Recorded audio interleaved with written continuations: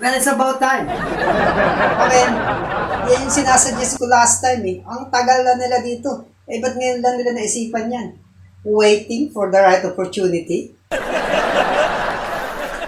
Anyway.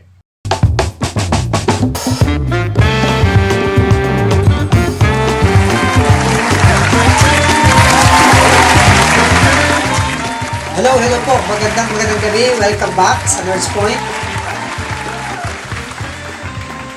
I'm Ember, ang inyong pong host for today.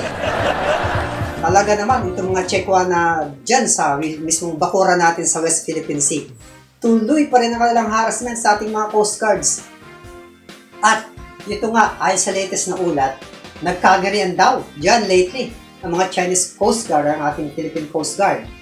When I say nagkagarian, yung tipong umabot doon sa nagkagit-gitan, yung kanilang mga rubber boat, inches lang with each other. Wow, sobrang lapit nun ah.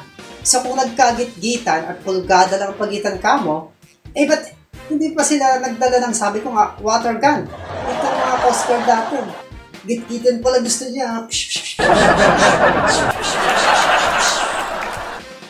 Sabi ko nga before, water cannon to water cannon. What a missed opportunity. Again, I'm not advocating for war. Just defending ourselves here in our own territory. And I'm sure, babaliktad rin na naman tayo ng mga Chekwa. Diyan sila magaling magbaliktad ng sitwasyon. Playing the victim. Mabuti na lang, walang umaagri sa kanila internationally. Well, except for these two guys. Pero, mabuti naman at may balak na raw mag-deploy ang US Coast Guard. Coast Guard, kasama ng Japan Coast Guard, just West Philippine Sea, para tulungan di umano ang Pilipinas to uphold our sovereign rights.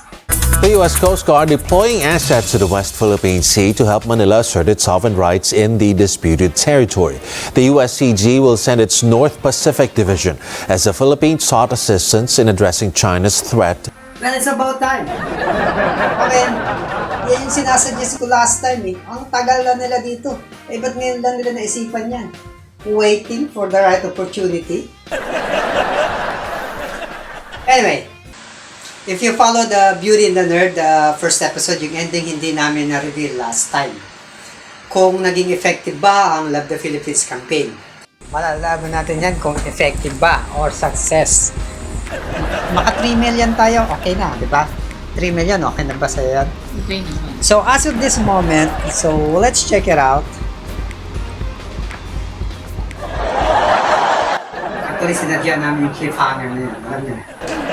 So, as of this moment, itong viral scandal campaign na yan ay nag-generate ng 5.45 million visitors dito sa Pilipinas last 2023.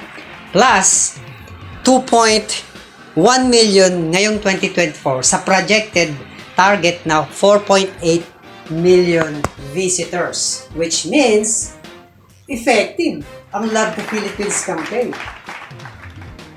Or, makatulong yung viral scandal. Kaya dumami mga tourist. Yun lang yun eh.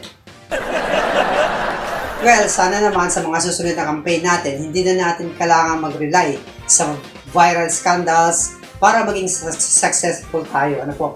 Oh, yun nga pala mga opisyalis dyan sa Bohol na nagkaroon din ng another viral scandal sa Chocolate Hills. Suspended na po sila kamakailan lang. Yes. Kasama yung mga 68 LGU officials at ang DNR at PUBG officials na naka-assign doon. Mabuti naman at may progress ang kaso dyan. Yun nga lang, ang ilan sa kanila ay nagulat. Bakit daw pati sila nadamay? Kesyo sa ibang bayan naman daw sila nakapwesto, hindi dun sa Captain's Peak Resort na na-scandal nga. Well, mga sir, madam, alam niyo naman dito sa Pinas, para masabing thorough ang kanilang investigasyon. Kumbaga, sige, isuspended natin lahat ng mga yan para sigurado tayo wala nang masabi ang taong bayan. Lahat na yan. So, kaya mga sir, madam, ilan kayo sa mga nadamay na good apples sa isang basket na full of bad apples? Ganun talaga. And speaking of lahat ng suspension, ang lahat ng kapulisan dyan sa Bamban ay suspendido rin habang patuloy na inimbestiga ng POGO operation. Oh, and by the way, yung mayor dyan na si Mayor Alice Go, kilala niyo ba? Matanda niyo ba? Familiar ba kayo sa kanya? Yes, siya po ay suspendido na rin habang patuloy ang investigasyon sa kanyang kaso.